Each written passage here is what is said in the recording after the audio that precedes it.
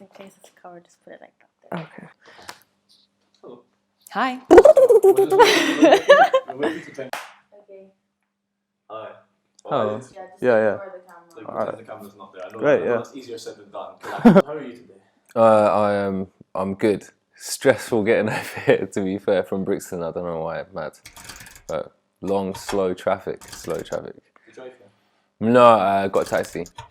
Uber. Yeah, that's what he did as well. Yeah. To take the bloody train. Nightmare, mate. Everywhere, man. And what's your name? I'm Lewis. Well, Lewis Price is my name. Lewis Cassie is my acting name. My name is Rachel. Farah. My name is Amber Rowan. My name is Adam Rosali. Ed Vaughan. Can you give us a little tour of your head? Yes. Just a little. Oh yeah.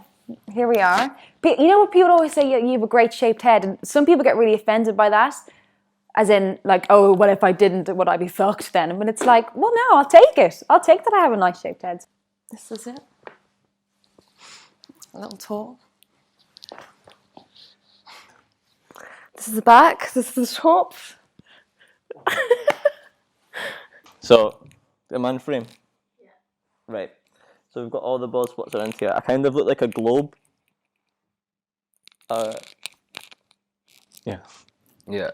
So, like, this started off like a small patch, and then it's kind of filled out a little bit, but this is also another patch. But yeah, it's like a bit of a blockhead thing going on. Yeah, sure. So it's on the back. There you go.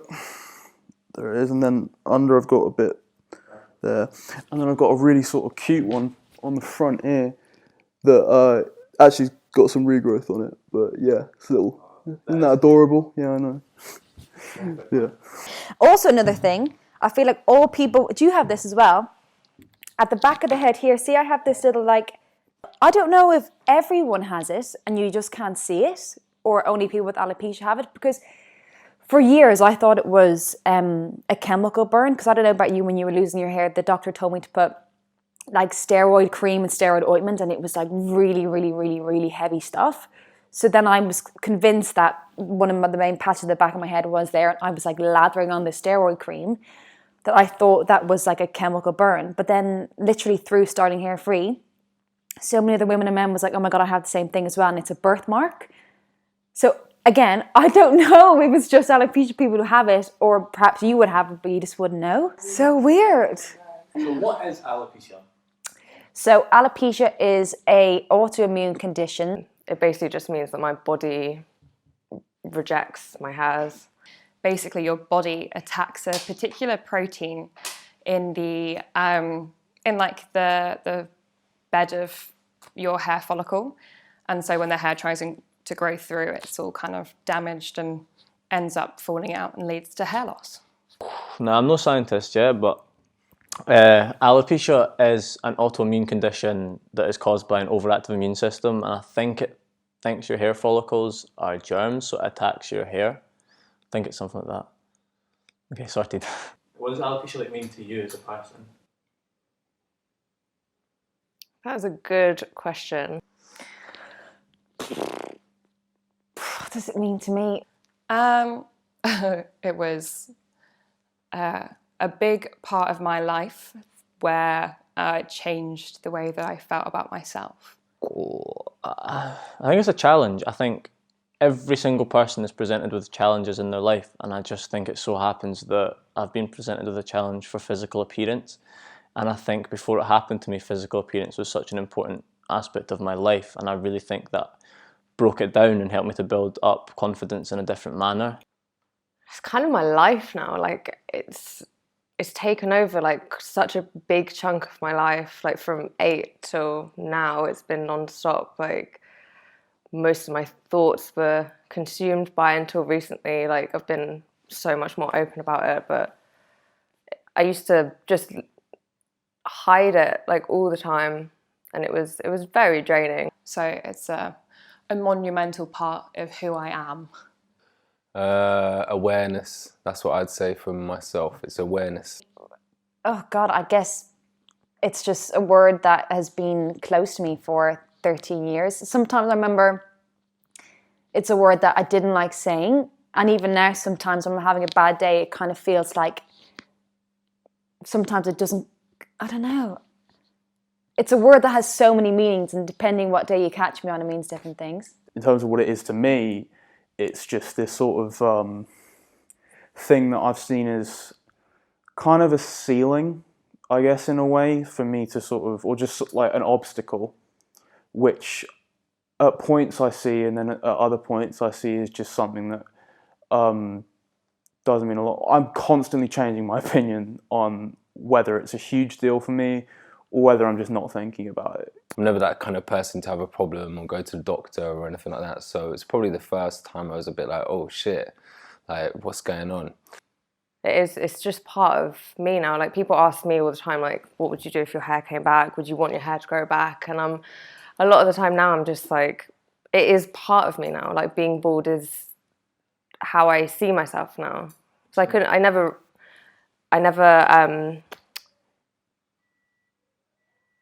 recognized my reflection like years ago when I looked at myself without my wig on, but now I look at myself without my wig on and I recognize myself, so it is part of me now. What was the moment that you realised you had alopecia? Well, I first lost a patch of hair right at the back of my head when I was 9.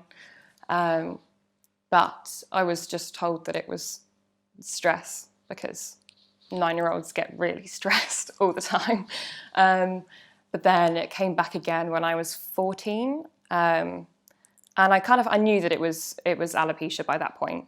And then I got diagnosed 2 years ago, so when I was 17. I have no memory of having hair. Like, it started coming out when I was 8, and then about 15 I lost all the hair on my head. But from like 11 to 15 I basically had nothing. In 3 words, describe alopecia. Oh, Jesus. Confusing, freeing, empathy. Stress, insecurity, isolation. I know that last one might be a bit strange. I went like years and years without knowing anyone my age who had it. Like, no one in my group of friends, no one in my school had it. I always did sort of feel isolation with it, mainly because I know people who had it. I don't think a lot of them really understand the depth and especially the mental health and, the troubles that come with it. Describe alopecia in 3 words. Well, to me, it's given me strength, it's given me community, and a stronger sense of empathy. I think from having alopecia, you see things a bit differently, and I think you can be a bit more kind. I think when anything difficult happens to you that's a bit out of the ordinary, you just take time to hear people out a bit more, I think. What's your best feature? Oh shit. My best feature? Damn. I quite like my lips. Is that weird? I feel like when I see pictures of people that don't have hair, their facial features just like pop a lot more. So I don't know what external feature. However you take that question. Definitely something like my soul. Yeah, definitely nothing. I don't really. I've been doing modelling since I was 17. I don't think it's particularly good. I don't think people should be looking at somebody and kind of comparing themselves. I think there's very much social media and how everything works these days. It's everyone kind of looking at somebody else's life and then kind of like thinking, why is mine so shit or not good enough, or why don't I have designer clothes, or all this kind of comparison. I think it's pretty poor. I think my best feature is something inside of me, which is in my kind of soul, something that you can't see. You feel beautiful? Depends on the day. Not when I wake up in the morning. More often when I've got makeup on and I can feel more confident about myself. But I don't know, we're getting there with feeling beautiful. I've got some special people in my life who have been incredibly supportive. I think having something like alopecia definitely shows you who are the supportive people in your life, and having a significant other who is supportive is obviously amazing. And to hear that like his opinion of me hasn't changed before and after my alopecia is just, that's the best thing that I could have heard, I think. Just ask Ivy and me in general. Yeah, when I met you, you still had like your long hair, and you were at that point you were trying to hide it. But yeah, I remember at first when I met you, I was like, oh, like fuck, you're so confident, and I'm like so not, because that's really how you portrayed yourself. But then when you like started becoming a little bit more like vulnerable with me, I realized how much you hated. It'd be like I'd like go to like stroke your head, and you'd be like, can you like please not? Because like I don't know, it would like hurt you and stuff. And I was like, you know, I'd like feel bad because it'd be like I didn't know how to almost like make you feel good about it. It really It affected my did. mood for a very long time. And then once I Yeah. shaved it, everything Yeah, kind of once changed. you shaved it, you were never hangry again. So it was never actually your hangriness. It was literally just your hair. I'm Elliot, and I'm Rachel's boyfriend. Did you like Rachel's hair? It's the first thing, wasn't it? When we first met each other. I remember, sorry, I'm literally like stealing his moment now. I remember the first, when we were together, and we, you know, and you always have that conversation, like, oh, when did you first know? Basically, we went to school together, and we had a seating plan and form, and we were put next to each other, which I was like, yeah, score, because I knew. But you said the first thing that you noticed about me was my hair, and that you liked my hair. So I remember losing my hair was like, crap. But it's fine. Yeah, but I'd say it wasn't the most defining feature. It was more like if you compared hair to other people's, I liked hers more. If you see what I mean. That's a good response. And I think if I hadn't had alopecia and all those things hadn't happened to me, I wouldn't have been able to have been in such a wonderful relationship now with a man that I truly adore, and I respect myself and I respect him so much. Has alopecia boosted your confidence? I definitely think at times it has and at times it hasn't. So obviously there was at times when it didn't, and it had a huge impact on my confidence in a negative space. But now I feel like empowered by the fact, I feel empowered that I have it, and I feel empowered that I've gotten to a place where I feel beautiful with it. So in turn gives me confidence. So yeah, I do. I think people are a bit weird about hair. There is a massive fixation on hair, and people spend a lot of money on it. I don't feel like I've always been hair fascinated. I'm definitely somebody who's messed around with different looks all the time and kind of played in and around with my hair, but it's not very, I don't think it's a main focus for my journey anyway.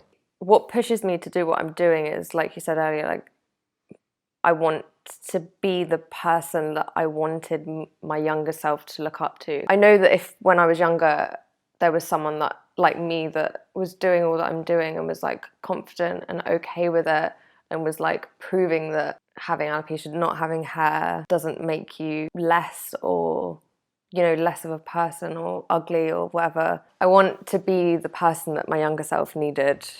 It's weird because I've had it for so long, but I feel like recently I've kind of sort of, I guess, matured in the way I think of it. I feel like the only people who can really relate to it are other people who've had alopecia. That's just sort of the way I feel in terms of, it's just because, you know, even my closest friends, when they've, you know, empathetic, I still feel like they don't completely understand, like, you know, the depth of which, you know, it can make a person feel. It's hard talking to people about it. Well, for me at least. Just because of responses I've gotten in the past where it's like, oh dude, it's not a big deal, or like, you know, oh you shouldn't feel like that. Oh dude, no one cares. You know, even if no one cares about it, you know, I care about it because I care about the way I look. It was really refreshing talking to you. Since, you know, we've been in contact, I've, you know, been talking to people on social media who have it, and it's literally been so refreshing because it's been like that, like you get me, you get what it's, you know, you get what it's like because you've been through it. I immediately felt that, as in just like, I can connect to you on that level, and it's kind of, you know, it's kind of bittersweet because it's something that, you know, something that I hate, something that I wish I didn't have, but I feel connected to this, you know, huge group of people around the country who also, or around the world even, who have also gone through it. If at the snap of fingers, like if I could snap my fingers right now and you'd have your hair back, like forever, would you do it? No. It's definitely a question I've been asked a lot, but no, I wouldn't. 100%, yeah. I wouldn't want to be the person I was before I had my hair loss. because I think losing your hair, it does make you appreciate other aspects of your body. And also just because of how close I've gotten to people and the experiences that I've had purely because of my alopecia. I wouldn't want to erase all of that, but yeah, no, I want my hair back. It would be nice, yeah. I definitely do it for a day. Not gonna lie, I'd like to just feel it again, see what it's like. But like, I built a career out of having no hair. If I had hair now, I'd be fucked. I'm joking. But I am genuinely happy with who I am and how I look. And I think being hair free is like a little superpower. And you know, the people I've met, the confidence that it's given me in a roundabout ways has been wonderful. So I wouldn't change it for the world. Absolutely fucking not. Fuck Douglas. I don't like it. I prefer not to have it. I want my hair to grow. Yeah, but like I said earlier, my perspective's constantly changing. Like sometimes it can change in literally like 5 minutes. Like typical like time when I look at it and I put a mirror to the back of it is I think, oh god, I look terrible. And then it's like, oh no, actually, you know, I could style this out and make it look really cool. And then like 5 seconds later, I'm just like, oh shit, it's gonna go and I'm gonna look terrible. And it's like, oh, maybe that's not a bad thing. And I'm like, oh fuck it, who cares? And I'll just chuck the mirror down and go write music or something. So yes, you know, it's what it is.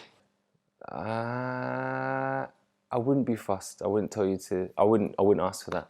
I think it's better just to let it roll, and everything's meant to be for the right kind of reason. It's all meant to happen. I wouldn't take it back.